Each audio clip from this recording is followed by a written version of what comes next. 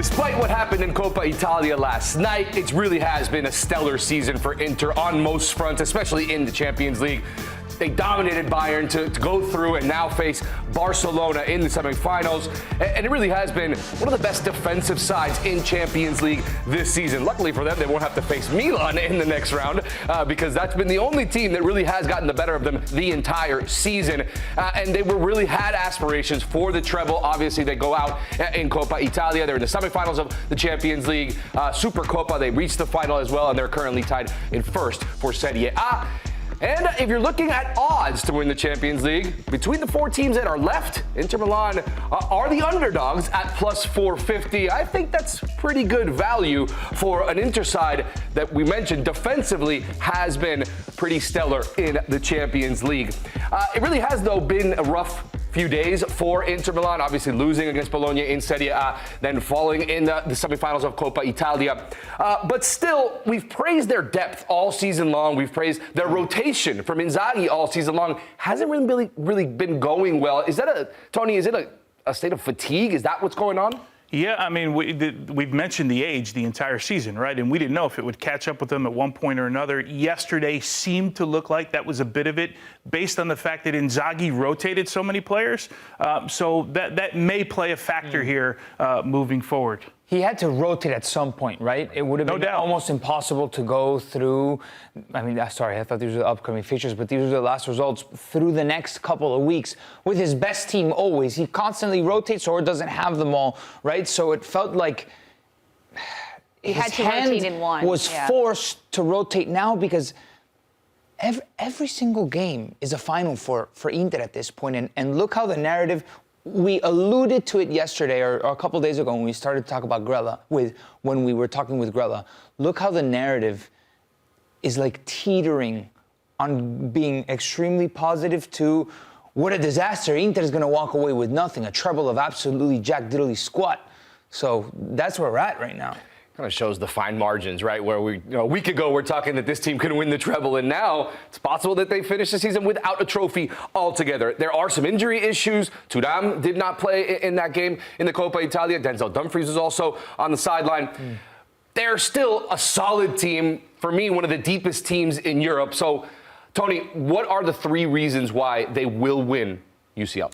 Yeah, this is where I'm supposed to insert the joke that they don't play Milan in a semifinal, but you took care of that already. First one for me, and number three, is the experience of this side, right? They won't be in awe of any of these moments. They won't be in awe of the fact that, hey, we lost yesterday in the semifinals. Certainly it's going to sting a little bit, but I don't think it's going to have a carryover effect, right? This team's been through an awful lot. Remember, we're not very far removed from them being in a final where they were the more dominant side against Manchester City and come out of that losing a final. So that's the next step for Inter Milan. So from that standpoint, I think they're pretty set. The second one is they have two proven goal scorers in this group. We know Martinez and what he can do. Now, what happens with Thuram? He was listed yesterday as doubtful, wasn't available. This is a really important one because when you have two guys that can score goals, obviously we saw what happened in the beginning of the season. Lautaro Martinez wasn't scoring goals, but who picked up the slack? It was Thuram. And then all of a sudden, Martinez started finding the back of the net. And then they found a balance within this group. So certainly they are good in that area. But this guy here, he needs to be fit in order to make this work. And the last one for me is the midfield engine. Right, and we talked about Çalhanoğlu, Mkhitaryan, and Barella, world-class player. Obviously, yesterday, Inter decided to put Aslani in there, give Çalhanoğlu a little bit of a rest. He came on in the end. But I've been saying all along, the midfield engine for this side, this is what makes this team tick.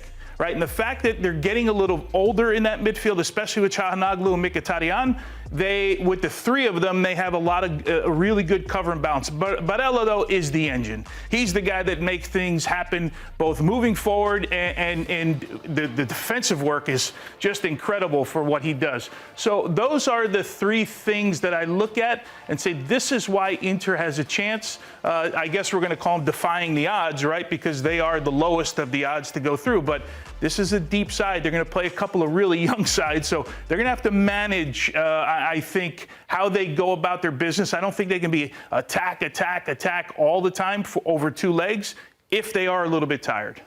Lisa, how does the pressure of having to also be competing in Serie A with Napoli, who doesn't have any other competition to worry about. How does that kind of hinder them as far as trying to focus now on what their biggest goal is? Honestly, let's be real. They want the Champions League. They got so close a couple of years ago.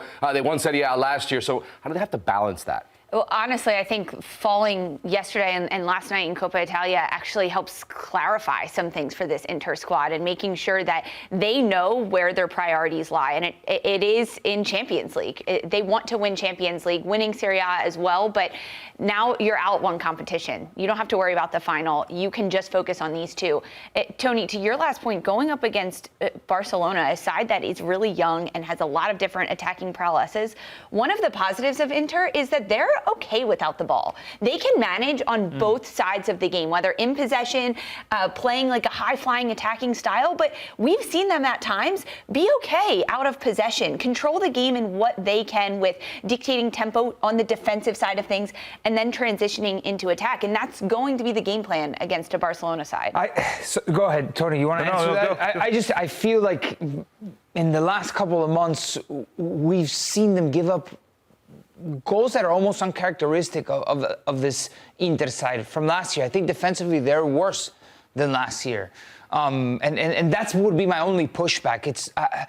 We constantly have talked about this Inter side being very, very good, and they've deservedly been praised by the show and this network constantly.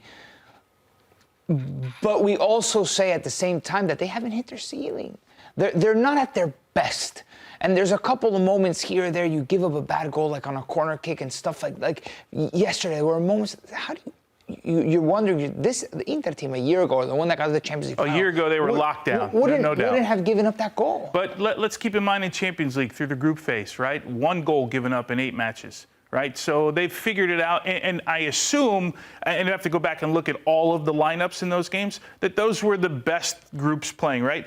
Inzaghi has rotated this year more than we've seen in the past because he's had to, because of the age of these players, and you just hope it doesn't catch up with you. It's interesting, too, because they did turn it on defensively in Champions League, like you mentioned. They were the best defensive team in Champions League the entire season. Serie A, domestically, that's where they've kind of had some of their issues defensively, giving up some goals, like you said, that we are not used to seeing them.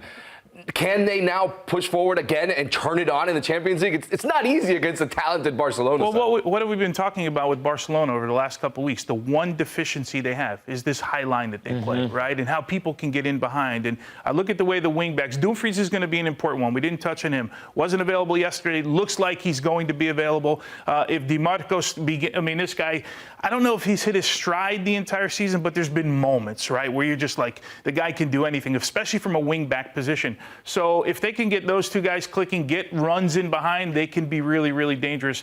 But again, Thuram being healthy is important to breaking lines for this team, right? So a lot of it hinges on him being available to play. They think he'll be available. Can they do it without Thuram? That's a tough one. That's why I said my number 2 point really hinges on him. Can they do it? I suppose they can, but you're not going to ask Lautaro Martinez to be the guy running in behind. What we saw from Taremi yesterday, who they brought in for big money to score goals and be the third, it just hasn't happened. It ain't going to be Taremi. Yeah, it just hasn't happened. Arnautovic, right? Right. In that case, I want to see if this team can lock in.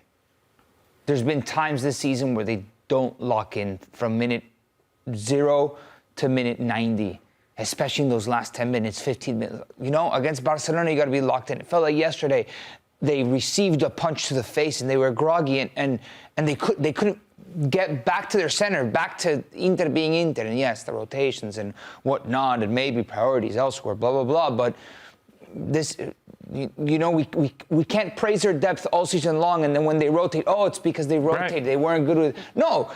They've rotated all season long, and they've beat teams rotated. Who was it in the league phase that they played like a quite alternative lineup, and they played them off the park? I forgot who it was. Like towards the latter stages of the league phase. But you can't have your cake and eat it too. The rotation has been Inter all season long. Inter has been built for this. They've been built for fighting on 3 fronts. Okay, they're out here. Now they've got 2 fronts to fight on. But their squad has been put together for this last month of 2025. So outside of Thuram, who in a rotation that isn't in the starting lineup potentially would hurt and be a weak point for Inter? a weak point for Inter. I still think Acerbi is a center back at 37 years old. As much as he's given the team, I think a little bit of a deficiency. Certainly, if Dumfries doesn't get to play on the right-hand side, who's been really good has been Augusto. But of course, then you got to take Di Marco out on the left-hand side. So they've got some decisions to make. I still think Di Marco is the guy. Like, this is the moments that he's here for. But if there's a falter here in this group, I would go with the age of this team. If that catches up with them, that would be the one reason that I think, okay, they don't go through. It's just we're seeing it live right now. If it's true what we saw yesterday for the last 60 minutes, it would be that the age catches up in April and May of 2025. And then, like Nico said yesterday, the worry of not winning anything becomes a reality. A treble of nothing. It's insane. It is a possibility now. After we were talking all season long, they were one of the favorites to win the treble in all of Europe. It will be interesting, this matchup, because we think of Inter, we think of lockdown defense and just grinding out games. But against the Barcelona side, this could be a wildly 4-3 affair in that first leg. And then what happens there is definitely going to be interesting So to you're watch. saying we should take the over is what I'm understanding. I don't give betting advice, but maybe. Yeah. It might Full be disclosure, it's not betting advice. It's betting just advice. friendly banter.